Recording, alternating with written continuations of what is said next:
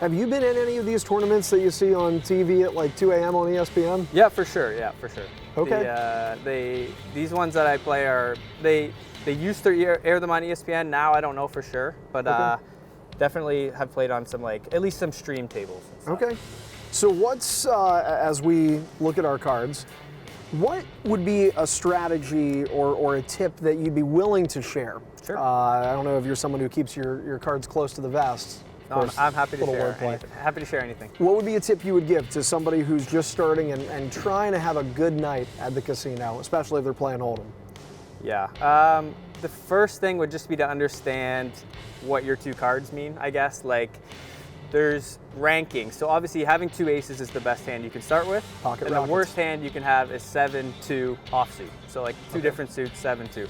Just not a very good hand. So those are the two differences, and then there's everything in between. So just knowing what cards are good to begin with, and only investing money when you have decent cards. And then obviously you need to know the rules. So you need to know what it means when you hit a pair or 2 pair, etc. But just knowing what card to start with would be like the most basic tip I could give someone. So if you have a 2-7 on the blind, would you advise against it, even if, let's say it was a small buy-in, let's hypothetically pretend it's the 1 chip, would you advise against buying in at all? Yeah, just to be safe? I would fold before the flop. So like, everyone takes their turn, right? If you have a poor hand, you can just fold then. And like, honestly, 75, 80% of the time, that's what you do. Before any cards come out, anything happens, you just fold your hand. So you're really only playing the top like 25% of hands. Okay, good to know. I'm gonna look again. But when it's one-on-one, you should be playing a lot of hands. Well, fair. Yeah, you end up getting eventually bullied off the table, right? Yeah. All right. So you go first this time. Okay. You can either put money in now or you can check. I'll check. I will check as well. So now we see a flop. All right, let's see it. So we have the burn, 3 cards. All right, so we got a 2 and 8 of hearts and an ace of clubs. Clubs, right? Yep. Sometimes forget, because clubs is like, it reminds me of like a 4-leaf clover, but it's not. No. Kind of similar though. Yeah. That's the club. Okay. So you get to check or bet? Well, I'm trying to, so I'm pretty confident I remember what I have. Okay.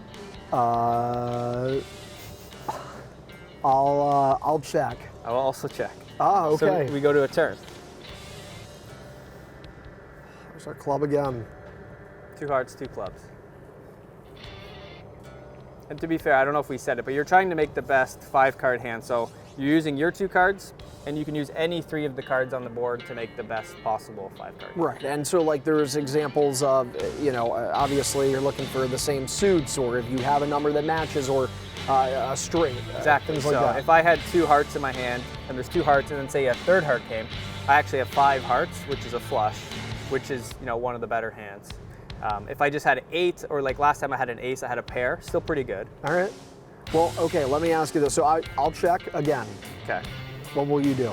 I will also check. Wow, you are just a gentleman here. Okay, before you flip this one, I have a question for you. Sure. Though. So here, that hypothetical scenario, if you have 2 hearts in your hand right now, plus these 2, you're 1 away from the flush. Are you betting at this point?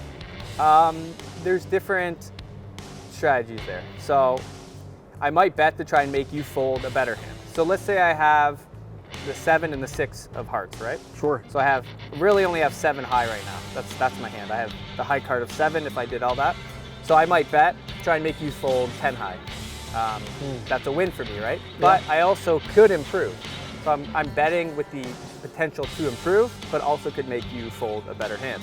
Let's say I have like king, queen of hearts. Now I'm actually likely to win just because I have the king high. So I don't necessarily need to bet to make you fold, but if you bet, I'm obviously going to continue. So that's kind of the way I think about it. It's called bluffing in poker, obviously. Like betting a weak hand to try and make someone fold a better hand is called bluffing. But you sometimes want to bluff what we call with equity, which means you have a chance to improve. All right. All right, well, hey, we've checked this whole way, so can we flip this last one, I guess? All right, let's see what we got. Right there, a queen of spades. So no clubs and hearts draws, they miss. There's no flushes on the table. No flushes on the table. There's 1 straight available. There is a straight available, yes. The problem is, who has it? Or does anybody have it? Probably not. Because if we had it, we probably would have bet on the turn. You would have bet by now? Oh yeah, absolutely, you're right. Because you would have had to have a 3-5 here, right? Yeah. So typically you kind of pick up information as the hand goes. Like I've checked twice, kind of saying like I probably don't have a super strong hand. Right. So now you have the opportunity to maybe bet, make me fold a better hand, or bet, get called by a worse hand, or we could check again. Well, you know what? I'm going to check again. And I'm also going to check. Wow, okay. I mean, there's nothing in the middle to win in this case, so we'll just see who has the better hand. I have king high. Yep, you would have got me. You also have king high, and I have the better kicker. Yeah. That's right, yeah. So in that case, and just to kind of recap here, so we both have kings, but Curtis Knight's hand has a 9, and little old me with a 3. So that's automatically going to give you the win in that one. Exactly. This has not been a good 2 rounds for me. No. Well, you didn't lose anything there. That's true, yeah. That's kind of how the blinds work. So like typically we would put in a blind no matter what before the flop so that there's something to play for. I like it. Because if there was no money in the middle, you would only ever play like the best hands because you could always, you could always fold. Yeah. When there's something to play for, you're trying to win that. All right, here we go then. Final round. Final round. So we got to get it all in. So now we have to. You ever do, you like playing with your chips on the table? I do. Okay.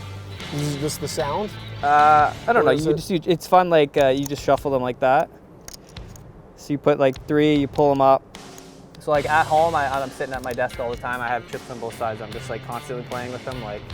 Even if you're not like playing? Yeah, even just on my computer at home, just sitting there like doing little tricks with them. Wow. Okay. It's kind of like a fidget toy for me. Does that ever intimidate other players? I don't think so, but you can pick up, again, like experience level of a player based on how well they handle their chips and cards, essentially. Interesting. Okay. So you might use that as like, okay, this player clearly has played before. It doesn't necessarily say what their skill level is, but you can pick up like experience level. How can I be creative with 2 chips? Yeah, you can. Throw them in the middle. All right. Okay. We'll just pretend this is a tournament that's ran out of time. Yeah. Here we go. We look at our hand. Okay. I'll go first. I'm going to bet 2. Well, I guess I'm out of options. Yeah. So typically what we call this, when you call there, it's like a player being all in. So you have no chips left. So what happens is we just flip over our hands. Yep. And we run out the 5 cards. I like this. This is different. Oh, man, so I have that's ace-6 not what I wanted to see. spades. Oh, and a suited. 7-8. So you know you're I'm live. hoping You're very live. Right. We're hoping for something here. Then we do the flop. Let's see what we got. Okay, no one has hit anything. Oh, but wait a minute. You have a straight draw. Well, we're in distance here. If a 9 drops, you might be in some trouble. Yep. So you basically, like the way we would think about it is you could hit 3 different 7s, 3 different 8s, or 4 9s. So you kind of have 10 outs, we call it, to beat me. 10 cards could come that would beat me. Interesting. Okay. All right. Let's see. 4th card. Oh, and that's not what we want to see. That really hurts you because now you have 4 outs. So technically, you're gonna win you're still gonna win like 8% of the time. 8% of the time a 9 comes. Make sure you hit us with a dramatic flop. Oh, that's good. What do you know? See, you hit the 8%er. So look, and as a result, we both go home with our money. Here we go. We broke even at the end of the day, and that is a win in and of itself at a casino. Hey, Curtis Knight, I appreciate the time. Thank you. Thank you for helping me learn how to make no money. problem. I look forward to it, as you should too, when it comes to casino night right here at Seeger and Shortino Field at the Blue Cross Arena.